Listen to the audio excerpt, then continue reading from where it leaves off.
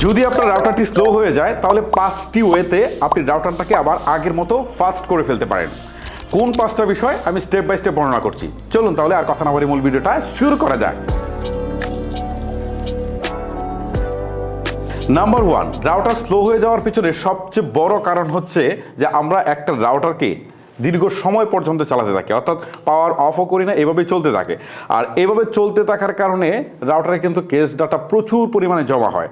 So র্যামের উপরেও একটা প্রেশার তৈরি হয়, যার কারণে কিন্তু রাউটারটা স্লো হয়ে যায়। আমার ক্ষেত্রে এটা রেগুলারই হয়। আমি দেখা গেল যে আপনার 2 দিন 4 দিন পর পরেই আমি এটাকে রিসেট দিই, দেওয়ার পর ঠিক হয়ে যায়। আপনারাও যে কাজটা করবেন, এই রাউটারটাকে রিসেট করবেন। রিসেট কীভাবে করবেন আমি আপনাকে বলছি। এইটার যে পাওয়ারটা আছে, ডাইরেক্ট পাওয়ারটা অফ করে দিবেন। অফ করে দিয়ে 30 সেকেন্ড থেকে আপনি 1 মিনিট বা 2 মিনিট পর্যন্ত রেখে দেন, জাস্ট সব কিছু আপনার চলে যাবে। র্যামের মধ্যে যা ছিল, তারপর হচ্ছে আপনার ক্যাশের ডাটা যেগুলো ছিল সব চলে যাবে। চলে যাওয়ার পর আপনি আবার রাউটারটাকে চালু করেন, দেখবেন স্পিড ফিরে পেয়েছেন। এইটা কিন্তু 60% রাউটারে এই প্রবলেমটা হয় যখন রাউটারের স্পিডটা স্লো হয়ে যায়।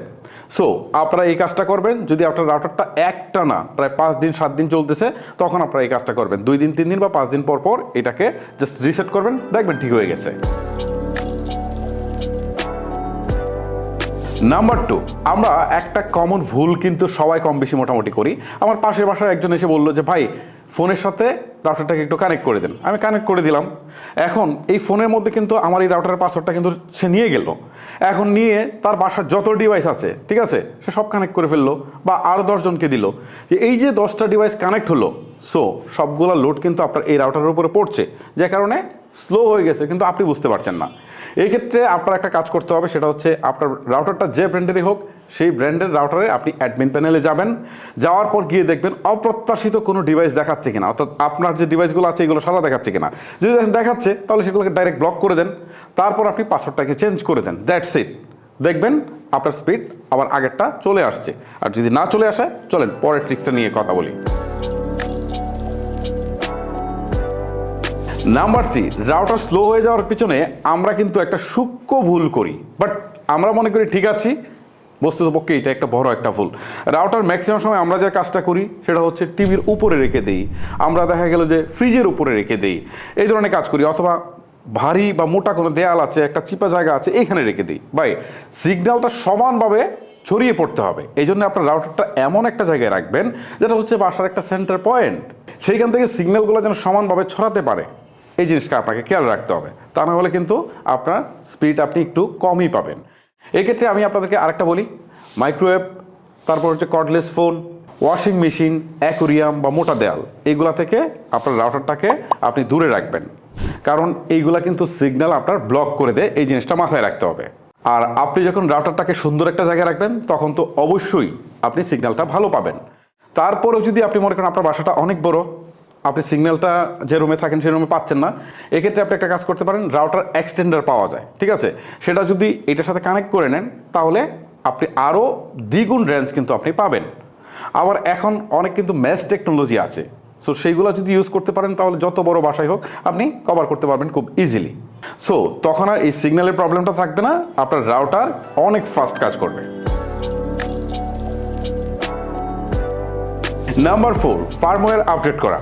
যদি আপনার রাউটারটা পুরনো হয়ে থাকে তাহলে কিন্তু ভাই আপনার রাউটারে কোনো কোনো হ্যাং করবে, স্পিড কমে যাবে, বারবার ডিসকানেক্ট হয়ে যাবে, এই প্রবলেমগুলো কিন্তু হতে পারে। এই ক্ষেত্রে আপনারা অ্যাডমিন প্যানেলে ঢুকে আপনারা এই ফার্মওয়্যারটাকে আপডেট করে নিতে পারেন। অনেক সময় ফার্মওয়্যার আপডেট, সিস্টেম আপডেট বা শুধুমাত্র আপডেট নামে থাকতে পারে, যেটাই থাকুক আপনারা এটাকে আপডেট করে নিলে আবার দেখবেন ঠিক হয়ে গেছে, অর্থাৎ রাউটারটা যে স্লো ছিল সেটা কিন্তু আর থাকবে না। নাম্বার 5, এতক্ষণ যে 4টা বিষয় নিয়ে কথা বললাম, এইগুলা করার পরেও যদি আপনি দেখেন যে না আপনার রাউটার আসলে ফাস্ট হচ্ছে না, মানে এখনও আপনার কানেকশনটা আপনি স্লো পাচ্ছেন, এই ক্ষেত্রে আপনাকে বুঝতে হবে যে আপনার আইএসপি অর্থাৎ ইন্টারনেট সার্ভিস প্রোভাইডার যে আপনাকে এটা কানেকশনটা দিয়েছে, সেই লাইনে যে কানেকশনটা যেটা দিয়েছে সেটা কত এমবিপিএস দেওয়ার কথা ছিল সেটা আপনি সঠিকভাবে পাচ্ছেন কিনা। যদি কম পেয়ে থাকে তাহলে তো স্লো হবেই। সেই ক্ষেত্রে আপনাকে fast.com-এ যেতে হবে, যে আপনাকে টেস্ট করতে হবে যে আসলে নেটের স্পিডটা ঠিকঠাক মতো দিচ্ছে কিনা, অথবা speedtest.com এই সাইটে যাবেন। যাওয়ার পর আপনি দেখবেন যে আপনার আইএসপি আপনাকে কত এমপিপিএস দেওয়ার কথা ছিল এবং কত আপনি রিয়েলি পাচ্ছেন। যদি দেখেন কম পাচ্ছেন তাহলে অবশ্যই অভিযোগ করে সেটাকে ঠিক করে নিতে হবে, এই হচ্ছে ফ্যাক্ট। নাম্বার 6, এত কিছু করার পরেও যদি দেখেন যে না আপনার রাউটারটা কোনোভাবেই ফাস্ট হচ্ছে না, তখন আপনাকে বুঝতে হবে যে রাউটারের প্রবলেম আছে। রাউটারটা আগে টেস্ট করবেন, অন্য কোনো একটা রাউটার এনে টেস্ট করে দেখবেন যে আসলে এইটা ঠিকঠাক মতো কাজ করছে কিনা। যদি দেখেন কাজ করছে তাহলে রাউটারটাকে চেঞ্জ করতে হবে। আবার অনেক সময় দেখা যায় যে আপনি 300 ব্র্যান্ডউইথের একটা রাউটার আপনি নিয়েছেন, সেই সময় একদম পারফেক্ট ছিল, বাট এখন আপনি ডিভাইস অ্যাড করে ফেলেছেন বেশি, অথবা দেখা গেল যে ডিভাইস ঠিকই আছে বাট এখন আপনি 4K তে ভিডিও দেখছেন বা টিভি দেখছেন, এই টাইপের ভারী কাজগুলো করছেন, তখন তো একটু স্লো হবেই। এই ক্ষেত্রে আপনাকে যে কাজটা করতে হবে, তখন এই রাউটারটাকে চেঞ্জ করে বেশি ব্র্যান্ডউইথের রাউটার আপনাকে চুজ করতে হবে, তাহলে দেখবেন যে সব ঠিক হয়ে গেছে। তারপরেও আপনাকে আরেকটা জিনিস মাথায় রাখতে হবে যে এখন আমি 4K তে ভিডিও দেখছি বা টিভি দেখছি বা আরও এরকম কাজ করছি, তখন আপনাকে আপনার ব্র্যান্ডউইথটা আইএসপির কাছ থেকে অর্থাৎ ইন্টারনেট সার্ভিস প্রোভাইডারের কাছ থেকে এটাকে বাড়িয়ে নিতে হবে, তাহলে আপনি সঠিক স্পিডটা পাবেন। নাম্বার 7, অনেক সময় না ডিএনএস সার্ভার ঠিক করলেও দেখা গেল যে আপনার রাউটার স্পিড কিন্তু বাড়ে।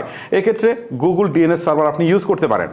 আর এই জন্য আপনারা অ্যাডমিন প্যানেলে যাবেন, যাওয়ার পর পিপিআর ডিএনএস সার্ভার, এখানে গিয়ে হচ্ছে 8.8.8 দিবেন। তারপর অল্টারনেটিভ ডিএনএস সার্ভারে এখানে গিয়ে হচ্ছে 8.8.4.4 বসাবেন, দ্যাটস ইট। দিয়ে আপনি রাউটারটাকে রিস্টার্ট করেন, দেখেন আবার ভালো স্পিড পেতে পারেন।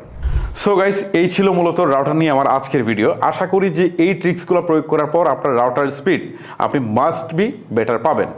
সো ভিডিওটি এখানেই শেষ করব। তার আগে বলছি, ভিডিওটি আপনাদের কেমন লাগলো সেটা আপনারা চাইলে আমাকে কমেন্ট করে জানাতে পারেন। আজকের মতো আমি হিমেল বিদায় নিচ্ছি, দেখা হচ্ছে নতুন কোনো ভিডিওতে। আল্লাহ হাফেজ।